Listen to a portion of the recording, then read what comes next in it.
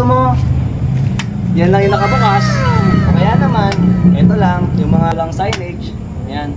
Kung madilim ang buhay nyo, hindi, joke lang. Kung madilim sa area nyo, pwede ganito ang gawin natin sa food court ninyo, no? Wait lang. Installation na sa amin to.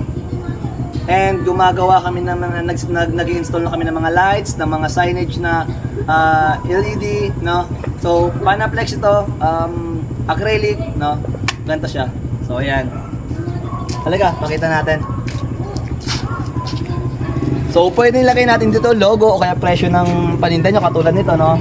20 pesos per stick, no? Meron din tayo sa top. Ayan. Panaplex, UV car sticker yung gamit dyan, no? Para pang matagalan talaga. At dito din sa ilalim, meron din tayo kung gusto nyo magpalagay ng ganito, no? Ang kagandahan kasi nito, kapag kami naglagay, as is na, no? Pantay na, no? Naka-bracket. Ayan, naka-bracket na yan. Tapos yung battery natin nandito sa ilalim. Kasama na rin niya para pagdating sa ano ninyo, pagdating sa inyo ng cart, naka-setup na yung battery. May charger na rin nakasama yan, no? Tapos meron dito 50 watts each ito, no? Napakalakas.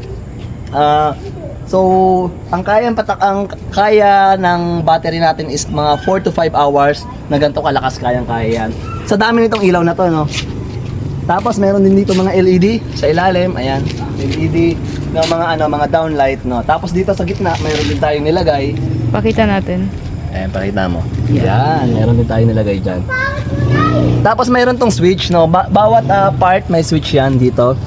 Sige, layo mo para pakita natin sa kanila kung paano papatayin yung light ng isa-isa. Dito ka. Ayan. So, kung gusto mo, yan lang yung nakabukas, mas maganda, no? O kaya naman, ito lang, yung mga logo nyo lang or yung ano lang natin, signage lang natin. O kaya naman, gusto mo sa ilalim, tapos walang signage. Yan. So, bahala ka na kung paano mo titipirin yung battery mo, no? Pero matagal yan, matagal yung magagamit yung battery. Pag nakabukas yan lahat, ganyan. At pag nakapatay naman, no? Yan. So, sobrang dilim. Kadiliman. Magpalagay na rin kayo ng ganito. Alam nyo, magandang investment yung napakaliwanag na food cart dahil sa experience namin, no? Napakaganda nung ganito yung ilaw. So, sabi nung nagpagawa na ito ni Sir, no? Pangalawang cart niya na to. 1 month lang, ROI ka na sa lahat ng to. Okay? So, yun lang. Kung gusto mo magpagawa ng ganito, message mo lang kami. Nagde-deliver kami sa Calabarzon, NCR at Central Luzon.